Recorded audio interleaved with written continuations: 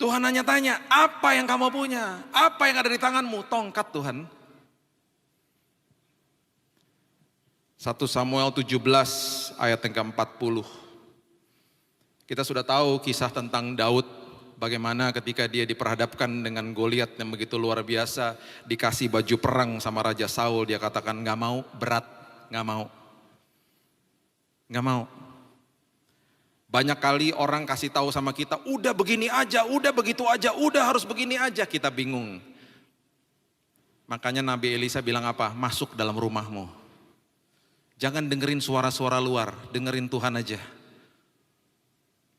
Daud dikasih baju perang, berat gak mau, gak bisa, aku juga gak bisa, badanku kecil. 1 Samuel 17 ayat 40. Daud mengambil tongkat di tangannya. Dipilihnya dari dasar sungai 5 batu yang licin. Dan ditaruhnya dalam kantung gembala. Tongkat, 5 batu, dan kantung gembala yang dibawanya yakni tempat batu-batu, sedang umbannya dipegangnya di tangannya. Demikianlah ia mendekati orang Filistin itu. Tongkat, 5 batu, tas kecil buat batunya, dan umban. Dia mendekati raksasa. Diketawain sama Goliat. Diketawain kita sama iblis. Bisanya nangis aja. Cuman bisa berdoa-berdoa aja. Gak punya apa-apa, udah habis kamu. Selesai kamu, kelar kamu. Justru di hal kecil ini, ketika Daud bermitra sama Tuhan, Goliat mati. Mati. Tuhan sangat suka memakai perkara kecil dalam hidup ini. Dan ketika kita bermitra sama Dia, Dia selalu mengingatkan kita, supply aku jauh lebih besar daripada kapasitasmu. Bejananya habis, minyaknya berhenti. Bejana makin banyak, minyak terus mengalir. Itu prinsipnya. Kita mundur lagi ke Yohanes 6 ayat 10, kita kembali ke kisah ini. Sebelum itu terjadi, Yohanes 6 ayat 10 mengatakan begini. Kata Yesus, suruhlah orang-orang itu duduk. Adapun di tempat itu banyak rumput, maka duduklah orang-orang itu, kira-kira 5.000 laki-laki banyaknya. Bapak Ibu, mujizat 5 roti dan 2 ikan bukan memberi makan 5.000 orang, memberi makan 5.000 pria. Kalau istri 1-2 anak rata-rata hari itu ada 20.000 orang yang harus dikasih makan, bukan 5.000. 20.000 orang. Dan sebelum mujizat itu terjadi, semua mereka disuruh duduk. Resting. Makanya saya udah pernah berkali-kali katakan, semua yang serba fisik di perjanjian lama dimasukkan sama Yesus ke dalam sini. Dulu yang sakral adalah bait Allah, sekarang yang sakral adalah tubuh kita, adalah bait Roh Kudus, dimasukin sini. Dulu yang sakral adalah pengorbanan, sekarang pengorbanan tidak ada artinya tanpa ketaatan. Dulu yang sakral adalah Sabat, Yesus mementahkan hari Sabat ketika Dia justru membuat mujizat di depan orang-orang Farisi. Karena arti daripada Sabat adalah, kalau kita baca di Ibrani 4, masuk dalam perhentian Tuhan itu pikiran dan hati. Betul ada hari di mana kita ibadah, betul ada hari di mana kita tetap harus beristirahat secara fisik. Tapi lebih daripada itu, pikiran dan hati masuk ke dalam Sabatnya Tuhan, dimasukin sini. Sebelum hal besar terjadi, pastikan pikiran dan hati duduk tenang di hadirat Tuhan. Itu yang Tuhan mau. Makin kita tenang di hadiratnya, makin kasih karunia mengalir dengan deras dalam hidup kita. Itu sebabnya serahkan kekhawatiranmu kepadanya, supaya engkau tidak dapat dibohongi sama iblis. Matius pasal yang ke-14 ayat yang ke-19, coba lihat. Matius 14 ayat 19. Lalu disuruhnya orang banyak itu duduk di rumput. Dan setelah diambilnya 5 roti dan 2 ikan itu, Yesus menengadah ke langit dan mengucap berkat lalu memecah-mecahkan roti itu dan memberikannya kepada murid-muridnya. Ngucap syukur. Dia kasih tahu sama semua murid-muridnya. Dari hal kecil pastikan ngucap syukur dulu. Kalau kita baca Matius pasal yang ke-5, Matius pasal yang ke-25 maksud saya. Itu ketika talenta diberikan 5, 2, dan 1. Ya, itu ada yang 5, ada yang 2, ada yang 1. Dan selalu Alkitab mengatakan sesuai dengan kesanggupannya. Ada yang sanggup 5, ada yang sanggup 2, ada yang sanggup 1. Yang 1 komplain karena cuma dapat 1. Padahal itu menjadi hal yang sangat dahsyat sebenarnya. Itu Yesus juga lagi kasih contoh sama kita. Yang 5 jadi 10, yang 2 jadi 4. Ketika tuannya kembali menggambarkan pengelolaan kehidupan, tuannya menggambarkan Tuhan itu datang mengatakan engkau adalah hamba yang baik dan setia. Yang 1 ketika tidak diapa-apakan, firmannya itu keras loh. Dia bilang kamu adalah hamba yang bodoh dan malas. Malas. Bahkan ada kata bahasa aslinya jahat gitu di situ. Karena nggak diapa-apakan, karena dia komplain, kenapa cuma dapat 1? Tuhan suka memakai hal kecil. Dia mengucap syukur, kemudian perhatikan ini, memberikannya kepada murid-muridnya. Perhatikan ini, murid-muridnya membagi-bagikannya kepada orang banyak. Perhatikan prinsip ini. Mujizat 5 roti dan 2 ikan itu dibiarkan sama Yesus terjadi di tangan murid-muridnya. Dia kan bagiin roti, murid-muridnya bagiin kepada orang banyak. Ketika dipotek, dikasih. Kalau di dunia, prinsip dunia, makin dibagiin, makin habis. Prinsip kerajaan ketika yang kecil dibagi-bagi, terjadi multiplikasi.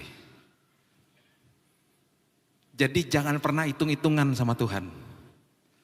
Jangan pernah hitung-hitungan sama Tuhan. Mau hidup kita penuh dengan damai, kasih damai sama orang lain. Walaupun kita lagi diganggu kedamaian kita.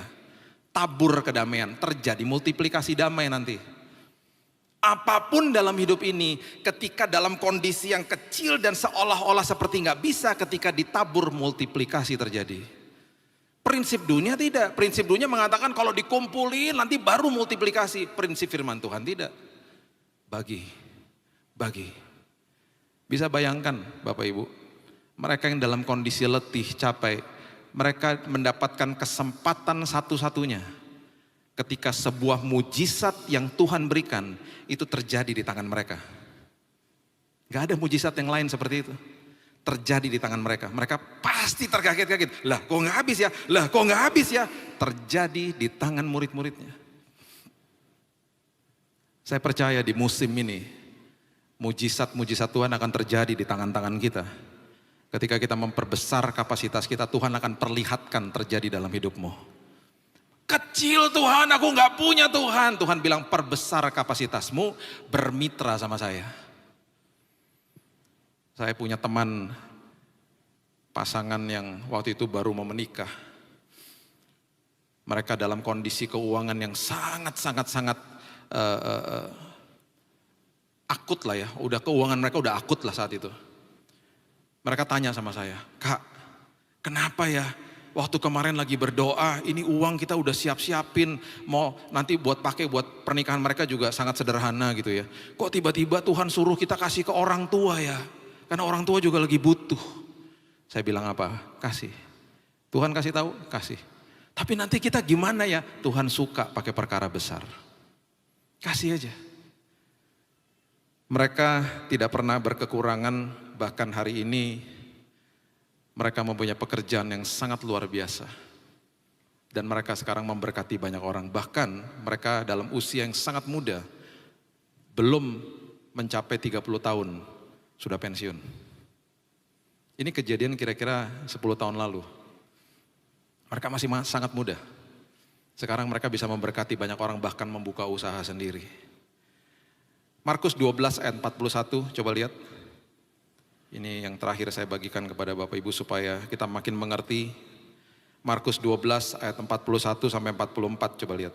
Pada suatu kali Yesus duduk menghadapi peti persembahan dan memperhatikan bagaimana orang banyak memasukkan uang ke dalam peti itu. Banyak orang kaya memberi jumlah yang besar. Lalu datanglah seorang janda yang miskin memasukkan 2 peser, yaitu 1 duit. Dan perhatikan kalimat ini. Saya suka dengan kalimat ini. Maka dipanggilnya murid-muridnya dan berkata kepada mereka, aku berkata kepadamu, sesungguhnya janda miskin ini memberi lebih banyak daripada semua orang yang memasukkan uang ke dalam peti persembahan. Prinsipnya dunia 10.000 sama 100.000 ya besaran 100.000 lah. Kok ini kok aneh? Orang lain memberi lebih banyak secara nominal, dia hanya memberikan hanya betul-betul dia membeli 2 peser, kok itu dikatakan yang terbesar. Perhatikan ayat 44, ini prinsipnya. Sebab mereka semua memberi dari kelimpahannya, tetapi janda ini memberi dari kekurangannya. Semuanya yang ada padanya, yaitu seluruh nafkahnya. Perhatikan ini, murid-muridnya, murid-murid Yesus, waktu mereka memberi makan ribuan orang, mereka mau akhirnya. Ada di dalam proses itu. Mereka dalam kondisi letih, capek, dan mau pulang udah. Sepertinya udah nggak ada tenaga Tuhan. Justru di saat seperti itu, mujizat terjadi. Perhatikan prinsip ini. Setiap kali kita memberi kepada Tuhan, setiap kali kita memberi kepada manusia, kita menabur apapun dalam hidup ini, kebaikanlah apapun itu dalam hidup ini. Yang Tuhan lihat bukan jumlahnya, yang Tuhan lihat sisanya. Itu prinsip kerajaan sorga. Jadi jangan lihat besarnya yang dikasih, Tuhan selalu lihat sisanya. Makanya dia bilang janda itu memberi terbesar karena sisanya 0. Itu sebabnya mujizat terjadi di tangan murid-muridnya. Jadi hari ini kalau Bapak Ibu datang ke tempat ini dan katakan, Tuhan aku hanya punya dengkul untuk berdoa, aku hanya punya air mata untuk menangis. Bermitralah sama Tuhan. Perbesar kapasitas imanmu, mujizat pasti terjadi. Mujizat pasti terjadi. Karena Tuhan mau melihat hal yang kecil, karena justru di dalam kelemahanmu kuasanya makin nyata. Apa yang kamu punya Musa? Tongkat. Apa yang kamu punya Daud? Tongkat. Batu, umban, tas kecil. Apa yang kamu punya? Jemaat Nginden. Dengkul sama air mata Tuhan. Cukup. Perbesar bejana-bejanamu karena kapasitasku selalu melebihi, suplaiku selalu melebihi kapasitasmu. Saya akan tutup dengan kisah nyata ini. Bapak Ibu pasti tahu lagu Oleh Kuasa Darahmu. Oleh kuasa darahmu, kau telah tebus dosaku. Tahu ya? Itu lagu yang rekaman lagu itu pertama adalah Harvest Praise Ministry. Dan saya waktu itu ada di gereja itu. Saya bertobat tahun 98 dan saya berjemaat di gereja IFGF. Dan itu adalah keluar lagu itu atau rekaman itu keluar dari gereja kami di awal tahun 2000. Sekarang sudah banyak yang klaim lagu-lagu itu, tapi itu pertama kali ngerekaman kami. Saya nggak pernah lupa di malam rekaman itu 6 wanita dan ada 6 pria. Salah satunya saya di pria itu. Waktu kami masuk ke dalam ruang rekaman studio, itu sudah jam 12 malam, besoknya hari kerja. Dan kami dalam kondisi yang sangat capek karena kami juga itu hari kerja. Kalau nggak salah hari Kamis itu. Waktu masuk ke take vokal yang terakhir, 6 pria nih ya, saya dengan teman-teman saya. Waktu kita lagi nyanyi lagu itu, tiba-tiba kita rasakan hadirat Tuhan yang luar biasa. Kita tidak lagi lihat di kaca jendela untuk lihat kita punya produser yang kasih tahu, kasih kode gitu ya. Kita semua tutup mata. Kita nyanyi. Setelah selesai, waktu kami keluar ke ruangan rekaman, ruangan studionya, itu yang wanita-wanita sedang menangis. Mereka bilang, wow, hadirat Tuhan luar biasa sekali. Tiba-tiba operator dari ruang studio itu tangannya gemeteran. Dia bukan orang percaya. Kemudian dia suruh kita mendekat, lihat di komputernya dia, dan dia bilang, dan dia bertanya, tadi yang nyanyi 6 orang kan? Iya. Kenapa di komputer saya ada 7 suara? Terus dia mulai breakdown satu-satu. Ini suara kamu kan? Ini suara kamu kan? Ya. Nah ini suara siapa? Suara itu melengking tinggi sekali ketika ada kata-kata darah, darah. Bahkan dia katakan itu oktavnya lebih tinggi dari Michael Jackson. Memang melengking tinggi dan sangat lembut, sangat indah. Sampai hari ini saya kalau ditanya, saya nggak tahu yang menyanyi sama kita itu siapa.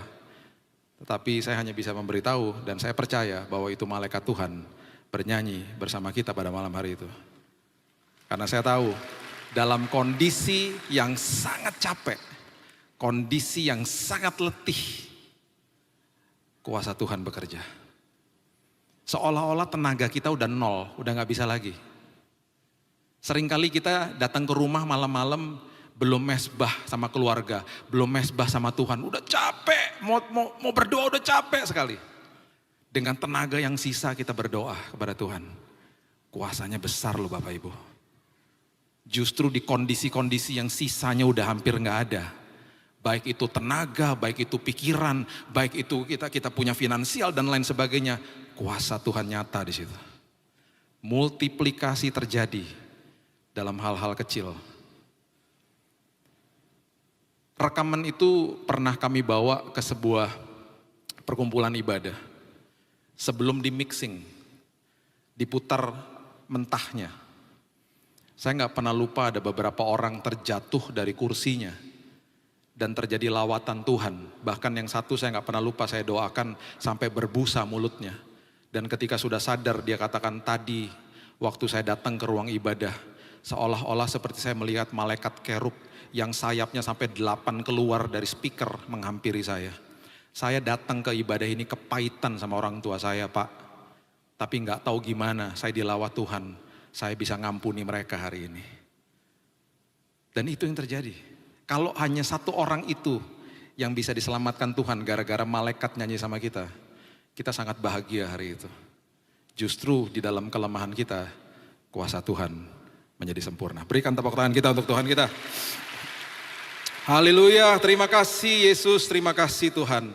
Engkau besar, Engkau ajaib, Engkau luar biasa. Engkau justru memakai perkara-perkara kecil di dalam hidup kami untuk mendatangkan kebaikan-Mu. Bahkan Kau memberitahu kepada kami Tuhan ketika kami justru memberi, justru multiplikasi terjadi. Tuhan terima kasih, perbesar kapasitas iman kami ya Tuhan. Karena kami tahu bahwa suplainya Tuhan itu selalu lebih besar daripada kapasitas yang kami punya. Rugi Tuhan kalau kami tidak perbesar kapasitas iman kami. Apapun yang masih kecil di tangan kami Tuhan, kami mau berikan kepada Tuhan. Kami mau bermitra sama Tuhan. Karena kami tahu itu akan menjadi perkara besar. Mujizat masih ada, mujizat terjadi justru dalam hidup kami. Ketika kami mengerti di dalam kelemahan kami, kuasa Tuhan makin dinyatakan. Terima kasih Bapak, meteraikan firman ini, dan kami akan jadi pelaku-pelaku firman yang luar biasa, dan mujizat terjadi atas setiap kehidupan kami. Di dalam nama Tuhan Yesus, kami sudah berdoa dan sudah menerima firman kehidupan, kita sama-sama katakan, amin. Tuhan berkati.